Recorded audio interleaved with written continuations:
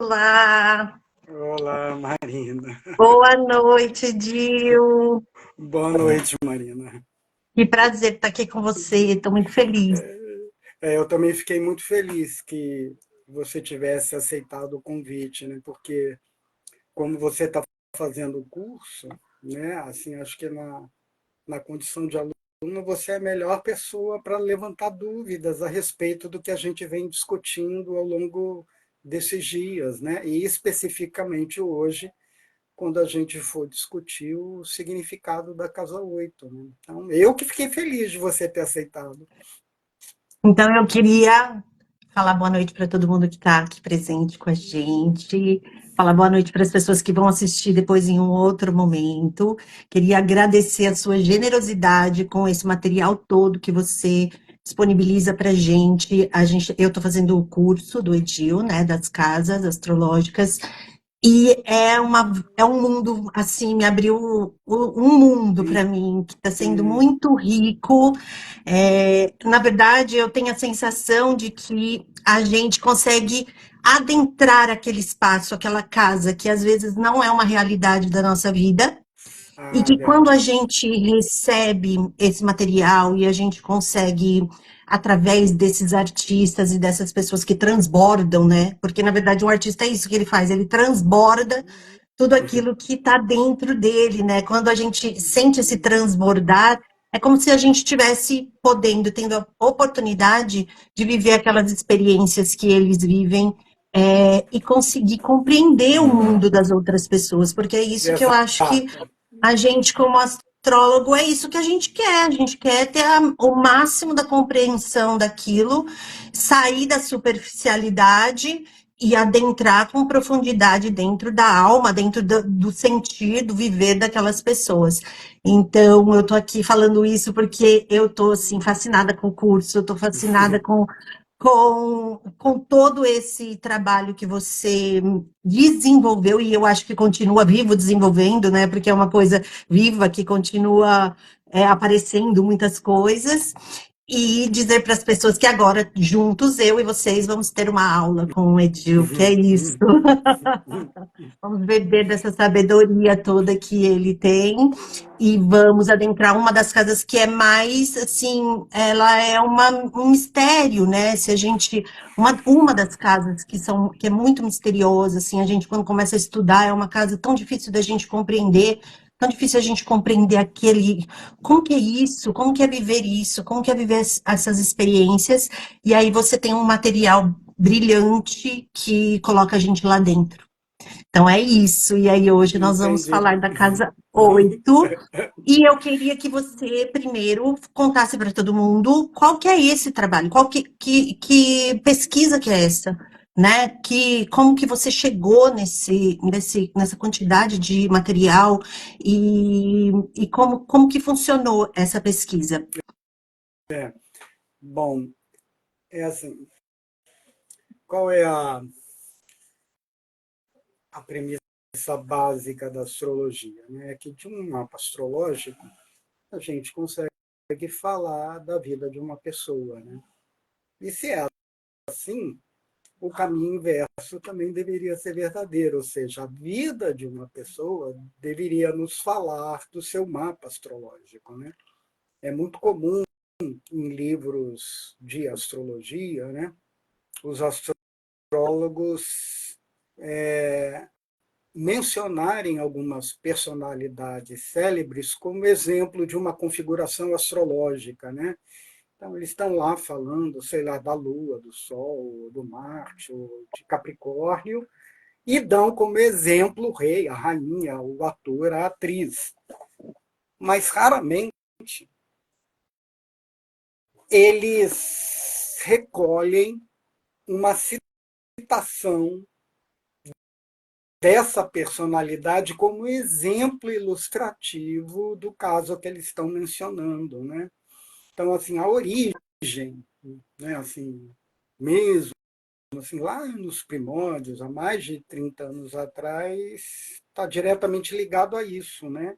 Eu queria os exemplos, né? Assim, falava, a rainha era uma déspota, mas aonde está isso na biografia dessa rainha? Vamos lá atrás, vamos ver, né? Então, assim, é lógico que essa foi a origem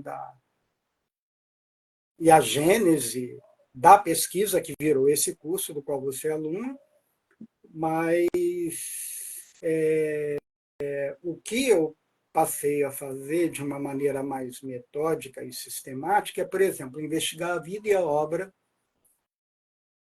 de artistas e pensadores cujo mapa astrológico apresentam planetas na casa 8 e ver o que é que eles tinham em comum, né?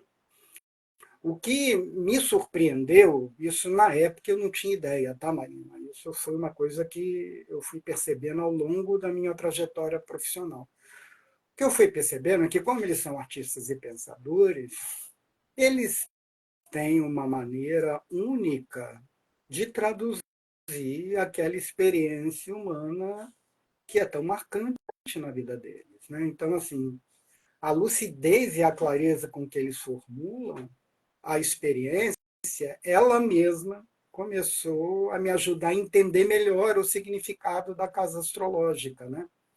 Então, essa foi uma grande descoberta, foi um processo, né? Então, em E linhas agora gerais, a pesquisa é e essa. a gente, como aluno, assim, fica alucinado, né, com essa quantidade de material que você compilou, né, em todo esse tempo, e como que clareia muito a nossa É, ideia a respeito da realidade de uma casa específica, né? Porque é entrar mesmo nessa casa, é um mergulho, né? É um mergulho é, mesmo na vivência dessas pessoas e a gente consegue compreender com uma clareza assim muito grande. Foi uma grande essa aula de Casa 8 para mim foi assim uma grande surpresa, assim, porque é uma casa misteriosíssima, assim, né? E quando a gente fez a aula, eu saí fritando, assim, sabe? Eu saí que eu não conseguia. Ainda, eu acho até que você me convidou, porque eu acho que você sentiu como eu fiquei emocionada com a aula de Casa 8, que foi, assim, fantástica mas e surpreendente. você consegue dizer para a gente, Marina, assim, o que foi que te surpreendeu nessa aula? Assim, o que foi que havia no depoimento desses artistas e pensadores que contribuíram para que a Casa 8 deixasse de ser misteriosa como era? Eu acho que eu consigo, porque assim, a gente quando tem uma casa, a gente tem vários assuntos que aquela casa trata. E quando a gente fez a aula, eu consegui entender a origem desses assuntos todos da Casa 8, né? Da onde que sai de onde bifurca, né? Que sai para tantos Perfeito. assuntos. Então, é isso que aconteceu. Eu consegui enxergar a origem. Em vez de ter assuntos soltos, eu consegui chegar na raiz daquele assunto, né? Com esses depoimentos. Essa é a minha preocupação mesmo, né? Assim, se a casa 8 significa algo, e é claro que ela significa, como qualquer outra casa, ou como qualquer outro planeta, ou qualquer outro aspecto astrológico, né? É claro que a gente precisa entender ela pelo seu princípio. Porque se a gente entende o princípio que governa e explica aquela casa, a gente consegue entender todas as suas ramificações, ou seja, todas as suas variedades, né? Então, é disso que eu vou falar agora, Caçouza, qual é a raiz, né? A gente precisa pegar uns exemplos aqui de depoimentos de personalidades célebres para que a gente possa chegar a essa raiz, a esse princípio, né? Eu acho que eu vou começar, Marina, Vamos lá. pegando Eu um estou aqui poema. também, eu estou aqui com todo o material aqui, que, É, ó, é eu vou, riquíssimo, assim, é uma coisa de louco, essa apostila. eu, eu vou sugerir que a gente comece com os poemas da Wisława Szymborska, a poeta polonesa, né, que chegou a ganhar um Nobel de Literatura. Vou sugerir que a gente vá lá na página 11, no poema dela chamado Instante. Eu acho que é uma boa maneira da gente começar a abrir a discussão sobre o significado da Casaluto, né? Você quer ler, Marina? Posso ler? Vai lá. Então, vamos lá. Instante.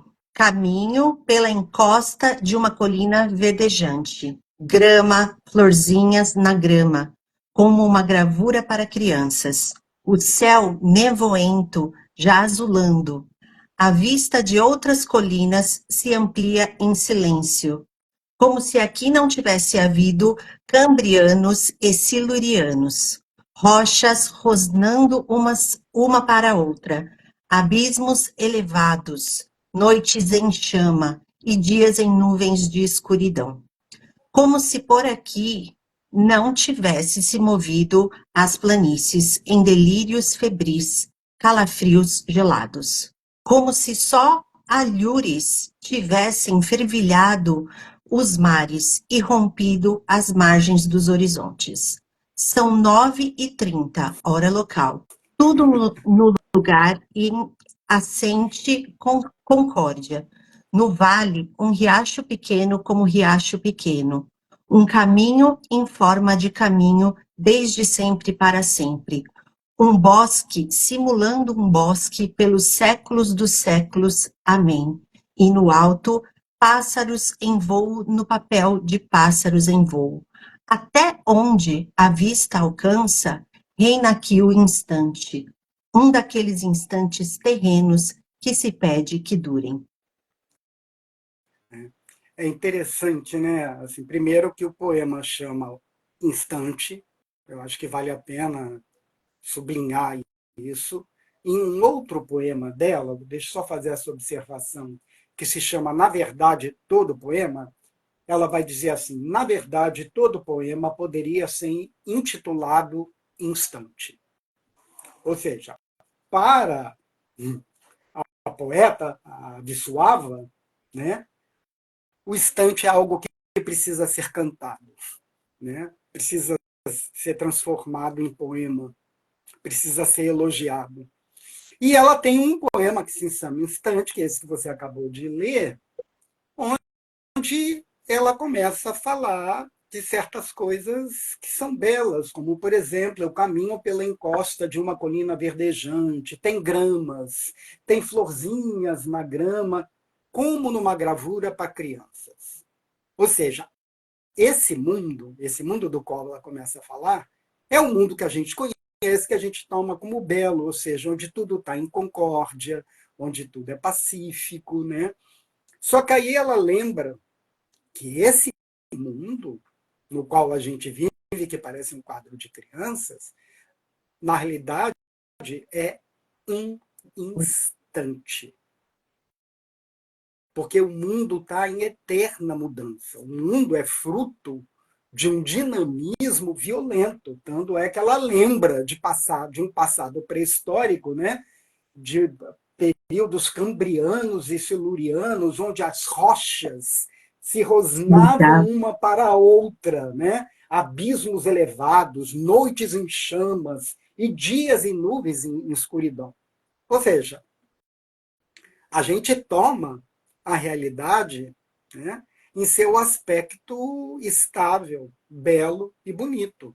E, e ela está querendo lembrar que isso é só um instante de um movimento perpétuo de mudança. Né? É claro que ela, em outros poemas, ela vai falar disso de outras maneiras, né? Mas é interessante isso, esse desejo humano de que as coisas perdurem E é por isso que ela acaba o poema falando desse instante que a gente gostaria que perdurasse, né? Até onde a vista alcança, essa vista, que vê as montanhas, os vales, os rios, né? Que vê as pessoas deitadas na grama fazendo amor e etc. Até onde a vista alcança, reina aqui um instante. Um daqueles instantes terrenos que se pedem que se durem. Ou seja, se a gente pudesse já extrair daí algum significado, né? Está diretamente ligado ao que eu estava tentando anunciar. A vida ela não é estável e fixa, né? A vida é suscetível de mudanças. Aliás, a vida é dinamismo puro. E é esse dinamismo próprio da vida que os indivíduos que possuem planetas na casa 8 enxergam e entendem. Elas sabem que a vida é uma perpétua mudança e que, por isso mesmo, a vida sempre nos oferece um risco para o qual a gente tem que dar alguma resposta. Não é? Eu acho que o outro grande exemplo que a gente pode dar disso é o Fernando Pessoa. Né? Então, eu acho que por isso que vale a pena a gente pegar um depoimento do Fernando Pessoa. Na realidade, é um depoimento que faz parte do livro do Desassossego, escrito por um heterônimo dele chamado Bernardo Soares, e aí ele vai escrever uma carta para a mãe dele. Está lá na página 15. É muito Eu vou ler para legal. você. Isso, Eu vou lê. ler aqui, que eu vou pegar a metade, porque ele é Show. grande, esse trecho, né? Mas eu vou pegar essa parte aqui, olha. Em torno de mim, Fernando Pessoa, através do heterônimo Bernardo Soares. O título é Cópia de uma Carta para a Mãe. E aí ele diz assim: em torno de mim está tudo afastando e desmoronando. Eu não emprego esses dois verbos no sentido entristecedor. Quero apenas dizer que na gente com quem lido se estão dando ou vão se dar mudanças, acabares de períodos de vida, e que tudo isso, como a um velho que vê morrer em seu redor os seus companheiros de infância, a sua morte lhe parece próxima. E isso me sugere, não sei de que misteriosa maneira, deve, que a minha vida deve e vai mudar também. Repare que eu não creio que essa mudança vá ser para pior. Eu creio o contrário. Mas é uma mudança. E para mim mudar, passar de uma coisa para ser outra, é uma morte parcial. Morre qualquer coisa de nós. E a tristeza do que morre e do que passa não pode deixar de nos coçar a alma. É muito lindo, né? É lindo, né? É lindo e muito E esclarecedor, doloroso, porque né? hã? E E doloroso, né? é E doloroso. doloroso. Mas Doloroso. e é isso que é interessante nesse depoimento do Fernando Pessoa, né? Porque a gente vê, olha, eu não estou falando isso num sentido entristecedor, não. Porque para ele, aos olhos dele, isso não é entristecedor. Ele é simplesmente alguém que testemunha que o mundo é uma eterna mudança. Que o mundo está sempre acabando. Que o mundo está sempre morrendo. Que as coisas estão sempre se transformando. Né? Se você notar, a mesma coisa dita por outras palavras na boca da Vissuava. Os dois testemunham a mudança. Os dois entendem que o mundo é um perpétuo dinamismo, né? E que a gente tem que saber lidar com essas mudanças e com esse dinamismo, né? E por isso que eu acho que vale a pena agora a gente voltar a Vissuava e ler o grande poema dela, um dos poemas mais conhecidos dela, e de fato esse é daqueles poemas que eu não posso ler porque eu começo a chorar. Então eu vou pedir que você leia, Marina, o primeiro poema É dela um na chororô na aula, apostila. viu? Nosso curso, o povo chora lá, viu? Vamos ler o poema que está na página 7, se chama Certo. Autonomia.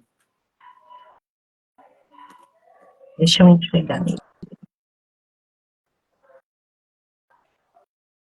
Sabe o que eu acho interessante da gente pontuar? Que essa é uma vivência muito. Eles vivem essa realidade o tempo todo, né? Quem tem esses planetas pessoais na casa 8, né? Isso é uma realidade. Todos nós vivemos momentos assim, mas para essas pessoas é assim que é a vida. Mas é isso, Marina. Se a gente considera a posição de um planeta pessoal por casa, a gente vai entender que essas experiências que essas casas designam são as suas experiências radicais. A gente tem que lembrar do filósofo William Marais, que ele vai dizer que a gente se torna aquilo no qual a gente se tornou, porque a,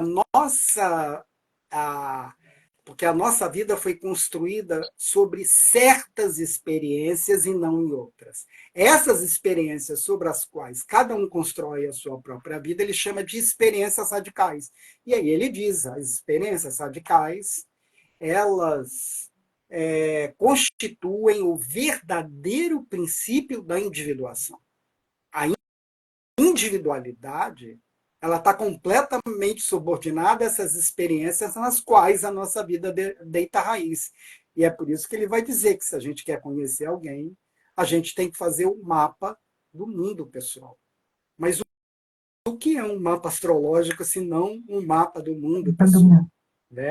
E aí que eu acho que é importante considerar é que dos 3 sistemas de que se compõe um mapa astrológico, os signos, os planetas e as casas, são as casas que designam as experiências pelas quais passamos no mundo. Não é? Então, são as casas que, de alguma maneira, vão determinar as nossas experiências radicais. Para a gente saber qual é a experiência radical de cada um, a gente tem que considerar, então, as casas que estão ocupadas por planetas pessoais.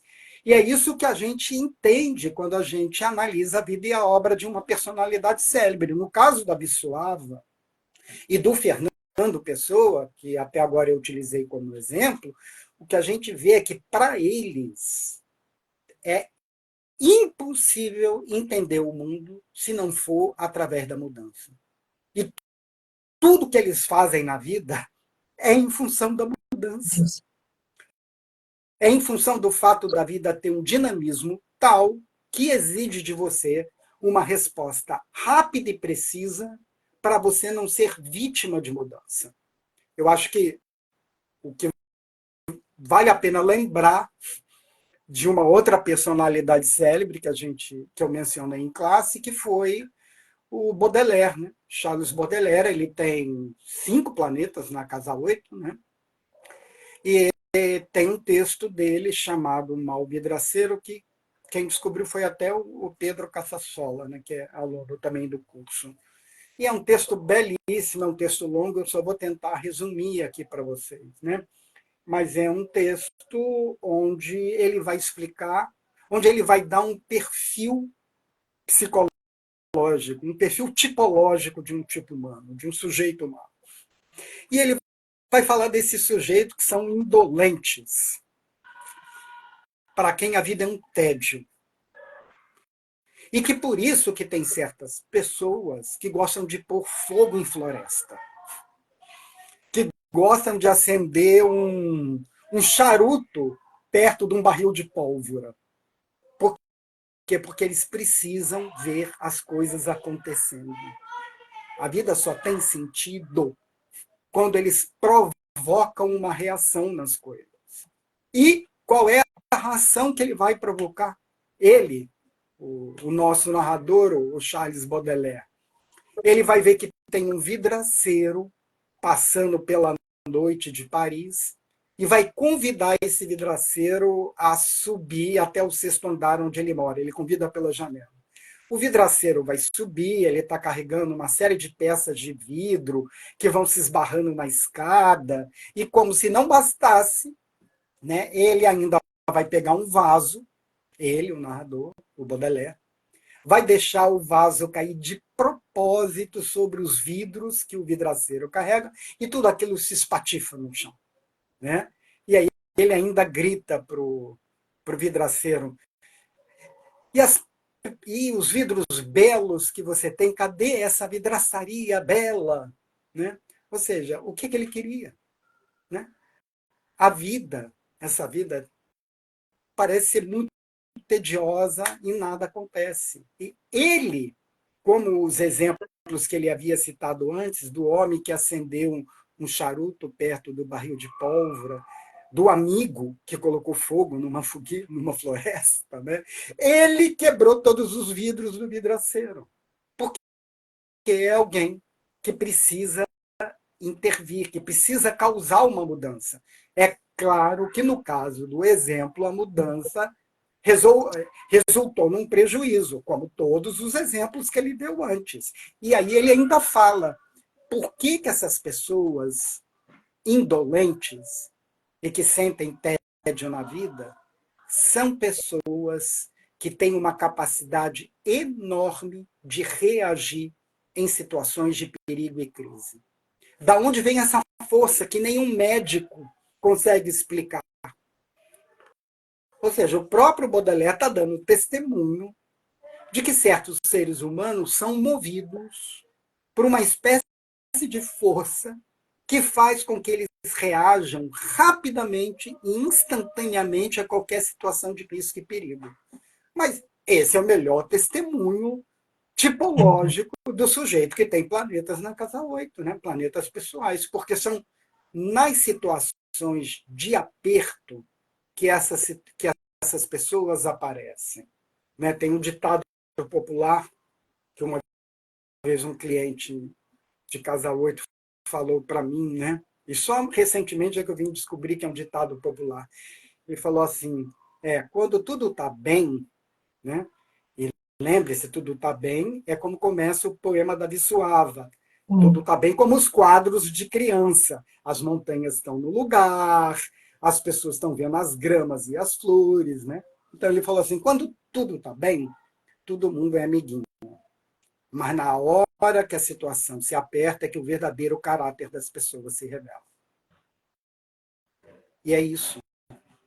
É na situação de risco e de perigo que esse tipo humano que o Baudelaire está descrevendo surge. Porque é na situação de risco e perigo que ele aparece. Enquanto está tudo bem, normal, esse indivíduo é como se fosse um indivíduo indolente. Né?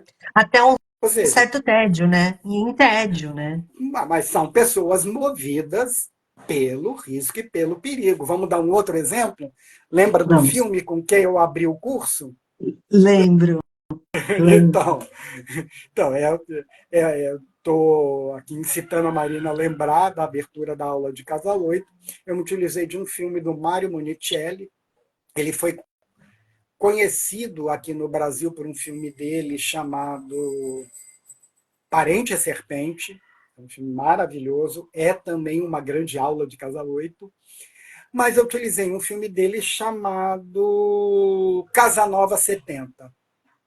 Quer contar pra gente a história de Casanova Ai, será 70, que eu sou Marina? tão boa de contar histórias como Não, você? mas você lembra? Você Eu lembra do nosso lembro, eu personagem? lembro. Eu Qual era lembro. o... Eu lembro do soldado, né, que ele estava passando por um psiquiatra, né, porque ele estava com um problema que ele só conseguia se envolver com pessoas e relacionamentos que causassem nele um certo de medo na hora da conquista, né, que fosse um momento de tensão, né, ele precisava de Isso. viver uma tensão É, no momento foi, de conquista, né? ele só, vamos falar o português claro, ele só tinha tesão em situações de tensão. Isso. Isso aí o filme, ele desenrola mostrando as situações que ele enfrenta nessas conquistas dele, né, amorosas. Então, tem um certo momento que ele entra na jaula, né? Tem uma domadora de leões. A domadora de leões está ali e fala: quem é que vai ter coragem de entrar aqui na jaula junto com a domadora de leões? E ele adentra aquela jaula e ele dá um beijão na domadora de leões, correndo aquele risco enorme dos leões devorar os dois ali. E aí ele está contando, né, como é essa vivência dele, né, para esse psiquiatra. E aí o psiquiatra, eu achei interessante também a parte que o psiquiatra fala para ele do louva-a-Deus, né? Isso é Do, importantíssimo. do louva-a-Deus. Ele dá o exemplo do louva-a-Deus, que. Ai, como que era mesmo? Que na É hora que o que. louva-a-Deus, a fêmea do louva-a-Deus, ela precisa ser fecundada, ela precisa passar pela cópula, e no momento da cópula ela mata o louva-a-Deus macho. Ou seja, no caso dessa espécie do louva-a-Deus, o gozo é sinônimo de morte. Ou seja, o prazer implica no maior risco de todos, que é morrer. E o psiquiatra vai utilizar como exemplo a vida amorosa do Do louva-a-Deus louva-a-Deus. para falar que esse é o caso do paciente, que é interpretado pelo. Como é que é o nome? Pelo Marcelo Mastroianni, que é engraçadíssimo, né? O filme é uma comédia, tá? Mas assim, e aí ele entende, né, que ele é um sujeito que só vai ter prazer na vida se ele estiver em situações de risco. E é por isso que ele entra dentro da jaula. É. E o interessante também é que ele fala, pode falar o que, que eu tenho, que eu não tenho medo de nada. Eu sou um soldado e eu não tenho Isso. medo de nada. Você lembrou, Então, da, você lembrou de um dado muito importante, Marina. O nosso personagem, esse que tem esse distúrbio psicológico, de acordo com a comédia, é alguém que tem uma profissão que não é uma profissão qualquer. É um soldado e ele ainda diz: eu não tenho medo de nada.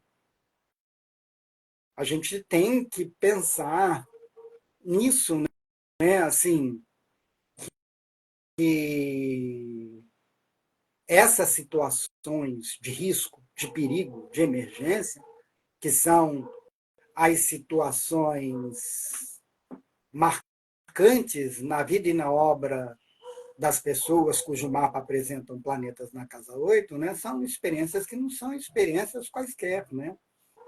E, a, e a gente tem que pensar de alguma maneira que, por exemplo, policial, bombeiro, enfermeira exatamente. de UTI, cirurgião, são profissões que exigem uma resposta rápida e precisa para aquela situação não se transformar num grande problema. Né? Então, Reagir, né? Ter essa reação, né? Ter essa eu acho reação que que a gente consegue também ver, né, em alguns outros textos essa questão do reagir na hora do medo, na hora da crise, né? Ter aquela virada genial, ter aquela inteligência de resolver um problema que apareceu enorme, né? Num momento extremo, de crise exato. extrema. Eu acho que eu vou dar outro exemplo, que é o exemplo que eu sempre utilizo em classe, né? Que é o caso do Arthur Rimbaud, poeta francês. Né? Aos 19 anos, ele já era considerado o maior poeta da França, e ele abandona o que a gente consideraria a belle lettre francesa, o luxo, os prazeres da França para contrabandear armas na África. E vai ficar lá até os 56 anos. E ele vai morrer de gangrena nas duas pernas. A gente tem que pensar que tipo humano é esse. Esse tipo humano é o tipo humano que necessita de riscos. Porque a vida para ele só tem sentido com riscos. E é nesse sentido que é importante entender em que medida a vida dos outros são diferentes, para que a gente possa orientar a vida dessas pessoas de acordo com aquilo que faz sentido para elas. Exatamente o que você disse aqui na abertura dessa live de hoje. Né? Porque se você não tem planeta nenhum na casa 8, como é que você vai orientar um sujeito como esse? No mínimo, você precisa entender que as situações de risco e emergência, as situações de aperto, são exatamente as experiências que têm sentido para a vida deles, mas não para a sua. A sua, exatamente. É o famoso sair da nossa bolha, né? É isso É que eu sair da falo durante nossa a. bolha. Esse Ler um tipo mapa, de.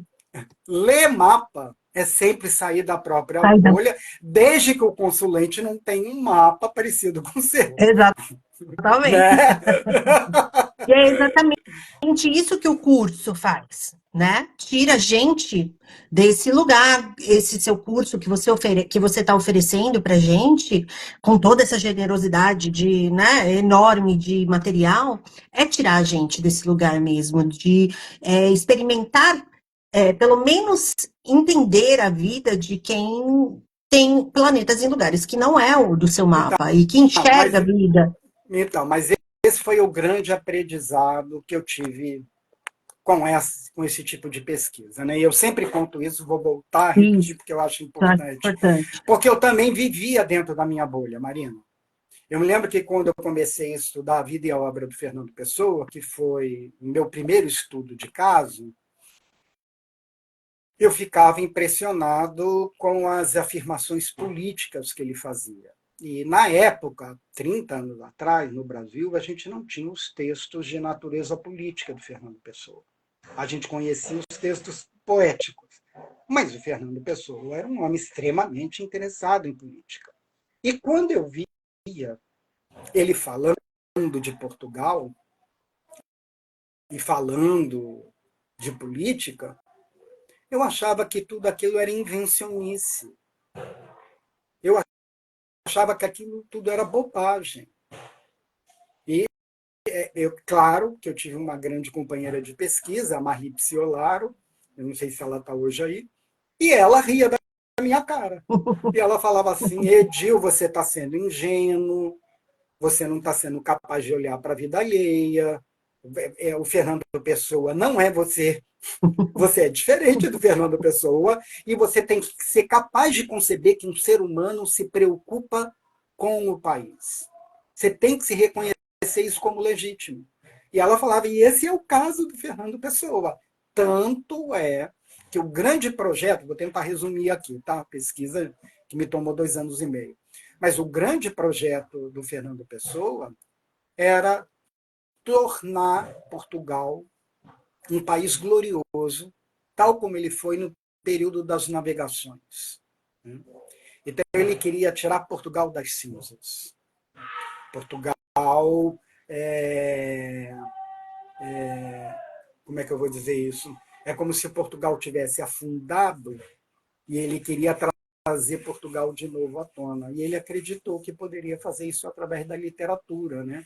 Mostrando para todos os portugueses e para o mundo inteiro que há inúmeros poetas, inúmeras vozes poéticas falando em Portugal, que são os seus heterônimos, né? Fernando Pessoa teve quase 92 heterônimos, para quem não sabe, além desses 4 mais famosos, né? Inclusive um dos heterônimos era astrólogo, era o Baldaia, era o filósofo astrólogo, né? Então, o Fernando Pessoa, a vida do Fernando Pessoa não pode ser pensada à revelia dos seus interesses políticos. Não pode. O Edil é que achava que podia. Podia. Não é?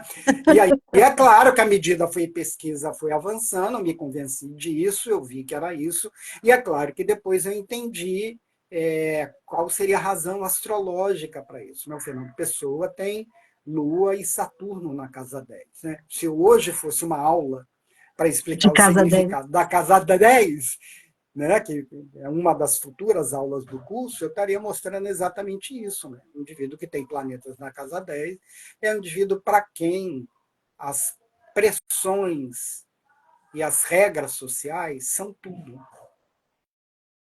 O mundo da polis, né, o mundo do poder, é tudo para ele. Nossa, Né? impressionante.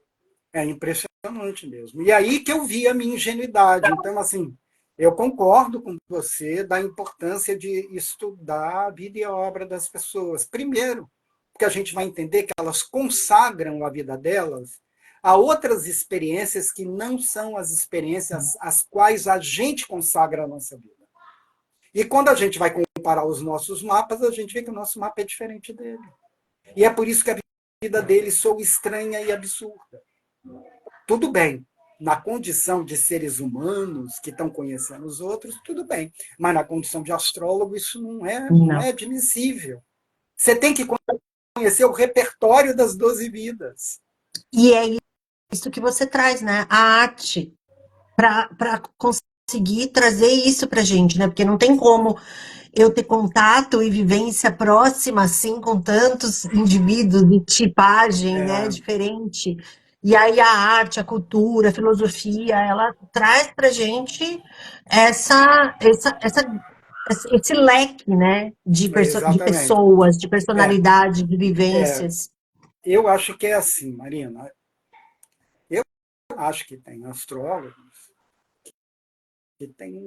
que têm uma acuidade psicológica, eles têm uma intuição psicológica.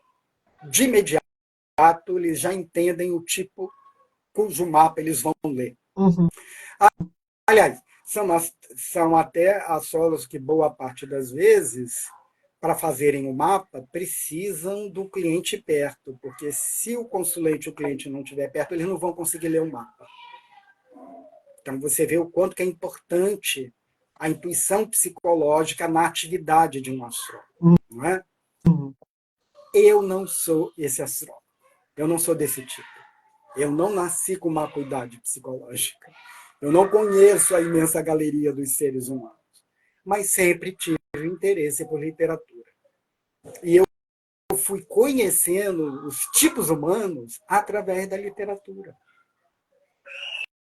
Olha que curioso. Eu descobri que a gente era diferente por conta da literatura. Então, quem me ensinou o que a astrologia deveria ensinar, na realidade, foi a literatura. E aí você, generoso, agora entrega para gente É, esse estudo fantástico aí que você foi. na realidade, são 30 anos de trabalho que estão em todos esses livros sublinhados aqui. Eu estou reunindo tudo e montando as apostilas. Né? O curso é fruto de todo esse trabalho. E, nesse sentido, eu concordo com você, Marina. Assim, com certeza, há astrólogos que têm um conhecimento psicológico natural que podem prescindir de um estudo como esse. Mas tem astrólogos que são como eu, onde esse conhecimento precisa ser construído. E eu acho que a arte, a filosofia, a cultura e a literatura é a grande oportunidade da gente conhecer o ser humano. Isso eu não tenho dúvida. Com certeza. Porque esses artistas transbordam, né? Nem todo mundo transborda, né? Os artistas, eles fazem isso mesmo, eles transbordam É, o que eles são, né? Na sua pintura, na sua escrita, na sua música, eles transbordam aquilo que eles têm de mais, é, o que eles têm de eu acho que mais. é por isso que eu acho que a arte, a filosofia, o cinema, a literatura tem muito a nos ensinar sobre as experiências humanas designada pelas casas astrológicas, onde porventura eles têm algum planeta pessoal. Porque o que eles vão fazer é tornar aquela experiência assim escancarada. É, É o que você chama de transbordar, sabe? é, Eles acentuam aquela experiência aos nossos olhos, né? sim, E com isso a gente acaba aprendendo. Eu acho que vale a pena ler agora o vamos, Autonomia. vamos. Se deixar, eu fico aqui, ó, É, conversando. mas eu acho importante esses comentários, Marina. Sabe por quê? Porque, apesar de ser um curso que tem uma pretensão com uma formação técnica, quer dizer, tornar o aluno capaz de entender o significado da casa, de uma casa astrológica, um tipo de formação como essa levanta uma série de dúvidas e questões. E essas questões, na realidade, são as mais importantes. A gente precisa discutir essas questões. Como essa, por exemplo, afinal, qual é a relação da astrologia com a arte e com a cultura? Que ponte que existe? Pois é essa que eu acabei de explicar. Muito legal. né? E é isso que eu tô fascinada, né? É, eu também, eu hoje mesmo, quando eu estava preparando a live, que eu estava lendo de novo todos os textos que eu selecionei para ilustrar a Casa 8, eu estava aqui impressionado. É Apesar de eu ser o muito. autor da seleção, quando eu leio eu falo assim, mas meu Deus, olha isso, que É coisa impressionante mesmo. impressionante. É Vamos, impressionante. vamos lá ler Vambora. o Autonomia. Eu que vou, Eu não posso ler isso. você vai chorar. Esse eu não posso, esse é muito para mim. Autonomia. Diante do perigo, o holotúria se divide em duas, deixando Deixa eu explicar. A holotura é um bicho do mar, que é chamado pepino do mar, que parece uma espécie de cobra de serpente. Só para vocês entenderem que a Wisława, a poeta, né, polonesa, vai comparar a vida humana com a vida e os hábitos desse pepino do mar, desse bicho, quando ele é atacado, quando ele está prestes a morrer. Então vamos ouvir o que a Wisława fala da holotúria. Então ela fala que ele se divide em duas, né? Deixando uma sua metade ser devorada pelo mundo, salvando-se com a outra metade. Ela se bifurca subitamente em naufrágio e salvação, em resgate e promessa, no que foi e no que será. No centro do seu corpo irrompe um precipício de duas bordas que se tornam estranhas uma à outra. Sobre uma das bordas, a morte, sobre outra, a vida. Nossa. Aqui é casal 8, né? Total, né? É, Super é. casal 8. Não tem. Aqui o desespero, ali a coragem. Se há balança, nenhum prato pesa mais que o outro. Se há justiça, ei-la aqui. Morrer apenas o estritamente necessário, sem ultrapassar a medida. Renascer o tanto preciso a partir do resto que se preservou. Nós também sabemos nos dividir, é verdade, mas apenas em corpo e sussurros partidos, em corpo e poesia. Aqui, a garganta, do outro lado, o riso, leve, logo abafado. Aqui, o coração pesado, ali, o não morrer demais. Três pequenas palavras que são as três plumas de um voo. O abismo não nos divide, o abismo nos cerca. É fantástico, né? É, eu acho impressionante, prestem atenção nisso, o modo como ela compara a vida humana à vida de uma holotúria, o tal do pepino do mar. Porque o pepino do mar vai se dividir no meio, e esse meio, ela chama, é um precipício. A holotúria tem um precipício que tem duas bordas, uma é a morte, a outra é a vida. Vida. Uma é o naufrágio, outra é a salvação. Por quê? Porque há uma parte da holotúria que vai morrer e Para uma salvar a outra outra. parte da holotúria sobrevive. Então, a holotúria tem essa capacidade maravilhosa, como ela diz, de morrer apenas o estritamente necessário, sem ultrapassar a medida. Mas nós, seres humanos, não.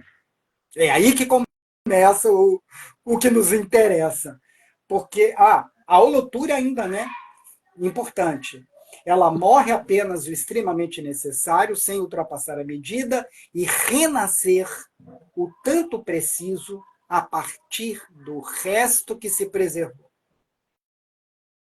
Aqui está, claro, uma situação humana, apesar de estar personificada na holotúria, não é? Assim, Uhum.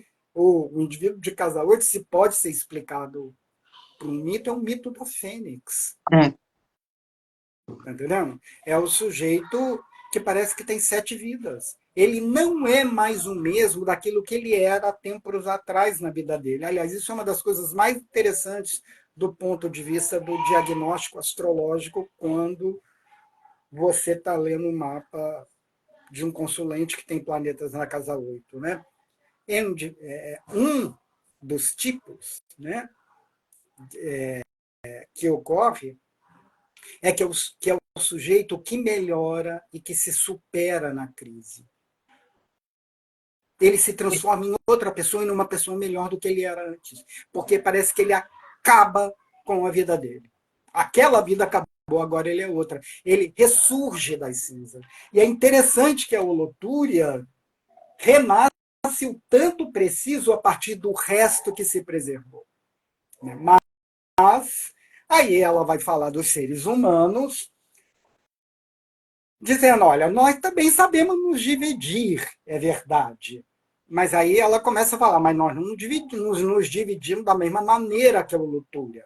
Porque se a holotúria se divide daquele jeito, nós nos dividimos em corpo e sussurros partidos. Em corpo, em poesia, de um lado a garganta, do outro lado o sorriso abafado, de um lado o coração pesado, a tal das 3 palavras magníficas, não morrer jamais, né?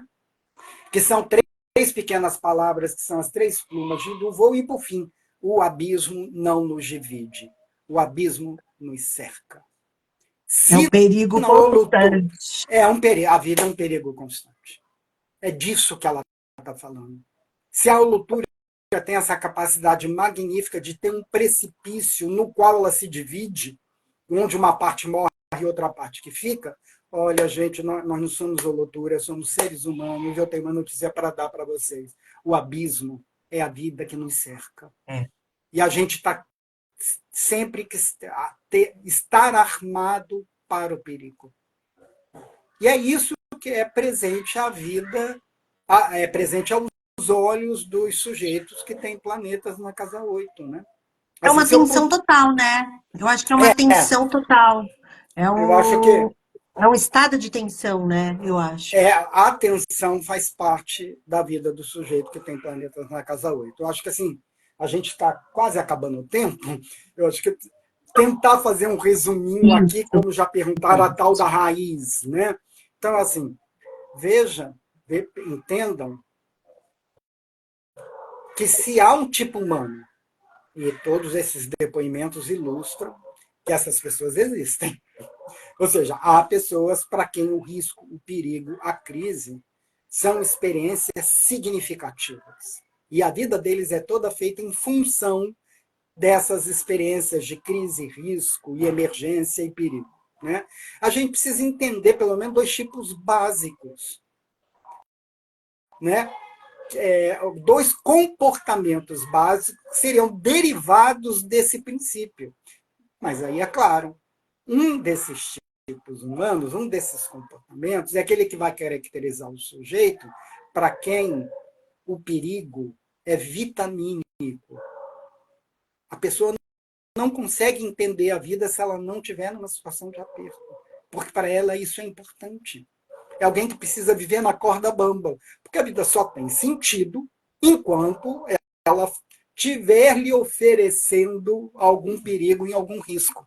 Porque é assim que ela entende. Né? Porque assim é.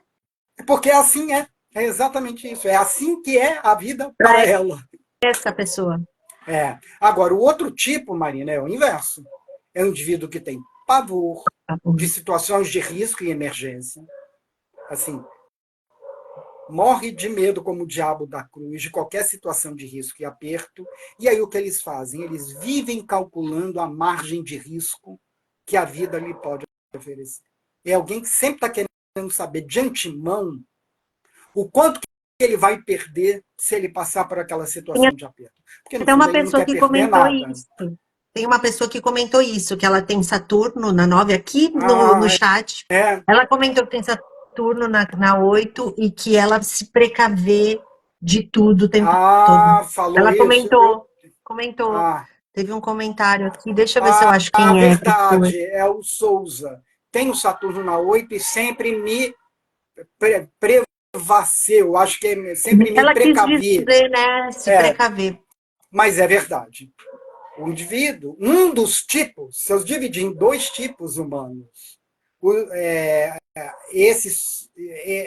Os indivíduos que têm planetas pessoais na casa 8, a gente vai ter que um dos indivíduos é aquele que se precavê como diabo da cruz das situações de risco e perigo.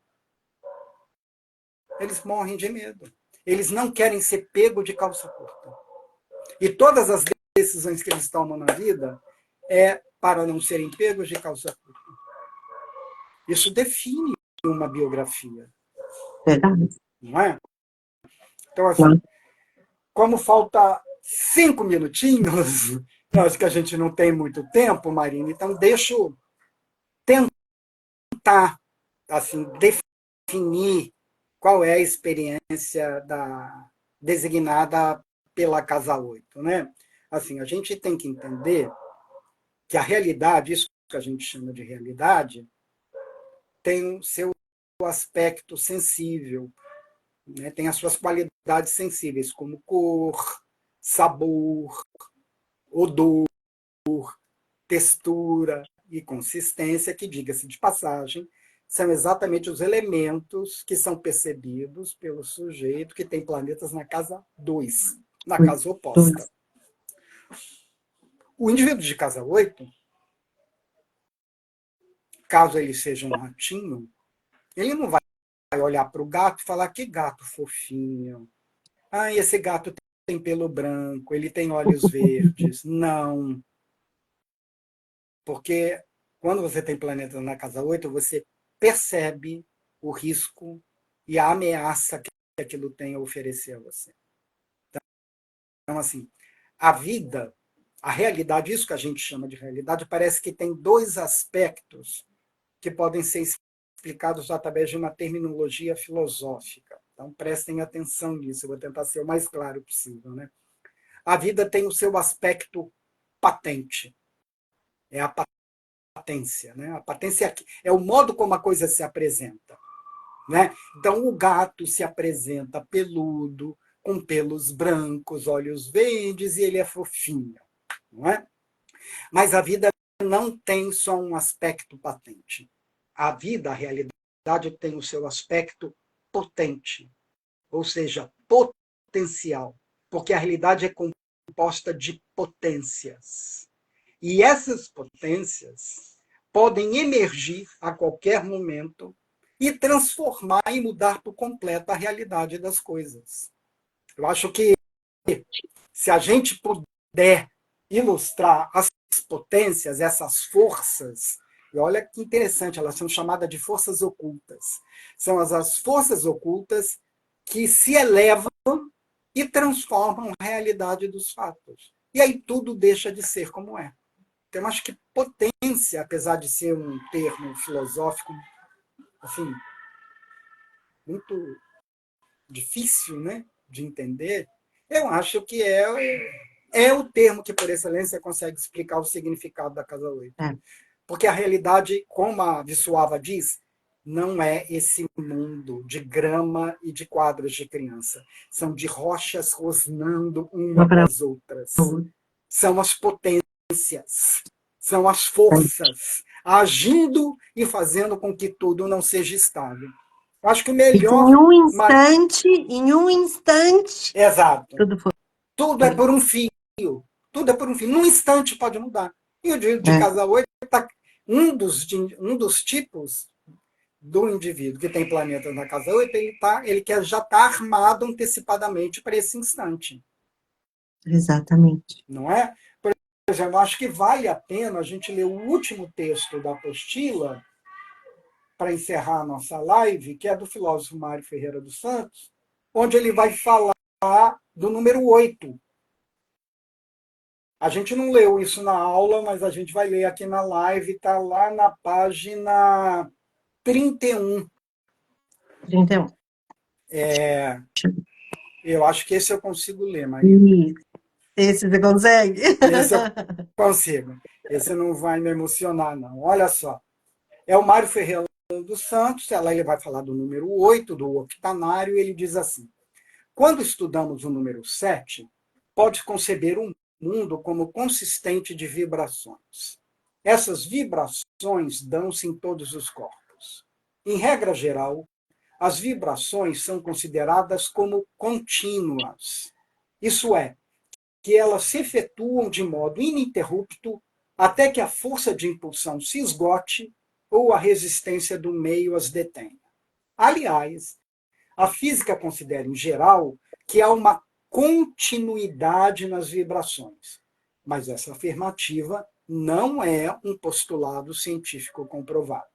Alguns esotéricos colocam-se numa posição adversa e propõem um princípio de descontinuidade nas vibrações. Isso é, que elas se dão de modo não uniforme, com períodos de aceleração e de retardamento. Tudo isso para explicar o que é o número 8, hein? Vamos lá. Neste caso, as vibrações não se desenvolvem segundo um modo regular, senão num determinado tempo, pois em certo tempo dá-se uma espécie de modificação.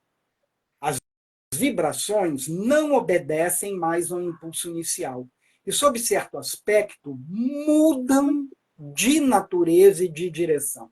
Assim, aí ele vai dar o exemplo, vibrações de progressão ascendente e descendente conhecem, num determinado momento, um retardamento, um esgotamento, que faz com que o movimento volte o curso já realizado, pare e se detenha, para que, assim, como que inexplicavelmente, dê um salto com forças renovadas. Veja que esse salto que ele está explicando filosoficamente aqui é o salto que o Baudelaire descreve lá no texto dele, do sujeito movido por rompantes em situações de crise e de emergência. E aí ele vai, continua. Vimos no estudo da escala musical que, ao surgir a oitava, há uma mutação qualitativa de caráter específico particularizante. Planck verificou que a ascensão da temperatura não se realiza de modo contínuo e que, num determinado momento, dá-se, na temperatura, um salto qualitativo, fato que lhe abriu as portas para a construção da teoria dos quanta. Se estudarmos história e tudo quanto se dá no tempo, notamos que o desenvolvimento de uma religião, de uma filosofia, de um gênero literário, de uma ciência, de uma biografia, processa-se numa direção, até um certo momento, quando, subitamente, desvia-se para outra direção. Em muitos casos, contrária até, embora conservando o mesmo nome. Desse modo, tudo isso foi o prefácio que ele falou que é o número 8. Desse modo, o número 8 representa um momento superior na escala de evolução, o momento da grande alteração. Enquanto o número 4 ilustra as sucessivas transformações e corrupções a que as coisas estão fadadas num momento inicial dessa mesma evolução. Segundo a afirmação que costumam fazer esotéricos e ocultistas, o número 8 significa a libertação do karma, querendo dizer que o indivíduo se liberta finalmente daquilo que o acorrenta e o impede de seguir seu caminho. O número 8 anuncia, pois, o advento de algo absolutamente novo, por mais trágico e terrível que isso possa parecer. Por mais trágico e terrível que isso pareça ao acontecer. Desculpa. Com o número 8, indica a passagem de um estado para outro, isto é, para um novo estado. Santo Agostinho considerava que a passagem do número 7 para o número 8 indicava a sucessão da antiga lei para a nova, que abria aos homens as portas do céu. Para muitos, o 8 é olhado como símbolo da ressurreição. Olha a olutúria renascendo, não é? Santo Ambrósio considerava o 8 símbolo da regeneração. Olha de novo a olutúria da Vessuava. Nas catacumbas romanas, encontramos Lábaro. Lábaro é aquele 8 deitado, né? Como símbolo do repouso eterno, com uma forma octanária, porque o símbolo do infinito lembra um 8. Né? Como 8 foram as pessoas salvas na Arca de Noé, passou a ser o número da salvação. É interessante isso, né? Nossa, Porque o muito. indivíduo que tem, presta atenção nisso, Marina, o indivíduo que tem planeta na casa 8, ele vai ter acabando de ter duas preocupações. Ou ele quer ser salvo quando ele está em situações de aperto e risco, ou ele é a pessoa quem salva as Alta. pessoas que estão em situação de aperto e risco. Então, salvação, Nossa, salvar alguém de uma situação é um tema muito específico do sujeito que tem é um tema muito específico da vida e da obra das pessoas cujo mapa apresentam planetas na casa 8. Né? Então, 8 é o número da salvação. É interessante notar que entre os chineses, o 8 é o símbolo da navegação feliz. Em suma, o número 8 é usado universalmente como símbolo da passagem de um estado para outro, de uma ressurreição e de uma salvação. salvação. Nossa, Bom, é uma impressionante, né? aula. É impressionante, eu não sei de onde ele tirou isso, mas é impressionante. Não é O porque assim. simbolismo, né, das coisas, né? O É, simbolismo. É isso que a gente estuda, né? é, É isso que a gente estuda, os símbolos, o simbolismo de tudo isso. é que no Impressionante. caso do que ele vai falar do número 8, de uma maneira muito surpreendente, ilustra o tema da Casa 8 e você vê que faz um eco com alguns depoimentos que a gente leu aqui hoje. Né? Então, assim, se Completamente. eu pudesse resumir tudo isso, eu diria assim, se a gente tomar a Casa 2 e a Casa 8 pertencendo ao mesmo eixo e chamar esse eixo o eixo da realidade, a gente diria que a casa 2 designa a patência da realidade, o modo como a realidade se apresenta com a sua cor, com a sua consistência, com a sua textura, ou seja, com as Sabor. suas isso, com as suas propriedades sensíveis e materiais. Mas se um indivíduo tem planetas na casa 8, a gente tem que entender que a realidade não é composta só de aspectos sensíveis. Tá entendendo? Assim, porque se um indivíduo que tem planetas na casa 2 percebe o mundo pela pele, pelo corpo, o indivíduo que tem planeta na casa 8 percebe o mundo pelos nervos. O, sim, o sistema nervoso Nervoso. é que está em estado de alerta para interpretar a realidade. E o sistema Muito legal. nervoso só está interessado em entender se essa realidade São, é ou não uma ameaça. Né? Eu vou sobreviver ou não vou sobreviver? Né? Então, nossa, por um indivíduo que tem impressionante. planeta na casa 8, o mundo é um campo minado. E sábio é aquele que anda com muito cuidado. Precipício envolve. Porque o abismo não me cerca. Muito lindo. Uma aula, É né? Eu isso. sabia que seria. Um presente, né? Para todos nós. Bom, eu espero que todos vocês que passaram e estão até agora aqui com a gente tenham curtido a nossa live. Eu acho que o Caçouza está participando bem. Obrigado pela participação, viu, Caçouza? Precisei enfrentar vários medos para ver. O medo é um Ó, tema. medo Vou te é. sugerir, Caçouza, se você quer ter uma grande aula de Casa 8, que você veja os filmes do Alfred Hitchcock. Né? O Hitchcock tinha Júpiter na Casa 8 e não à toa ele foi considerado o mestre do suspense. Acho que um filme onde isso fica muito claro é O Homem que Sabia Demais, onde vai haver um assassinato num teatro e o tiro só pode ser dado no exato instante que os pratos vão bater durante a consecução da música. Se o tiro não for dado naquele exato momento, naquele exato instante, não vai haver vítima. E aí o assassino vai correr o risco de ser preso. Né? Então tudo depende do momento certo e preciso para que um resultado seja alcançado.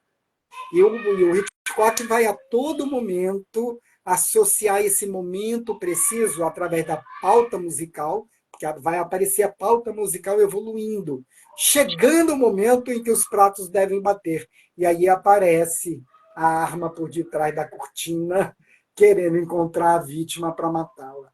É uma aula E sobre o como momento ele limite. prolonga, né, esse momento, ele prolonga o momento, os momentos críticos, né, do medo, daquele momento de que uma virada vai acontecer, né, que Exato.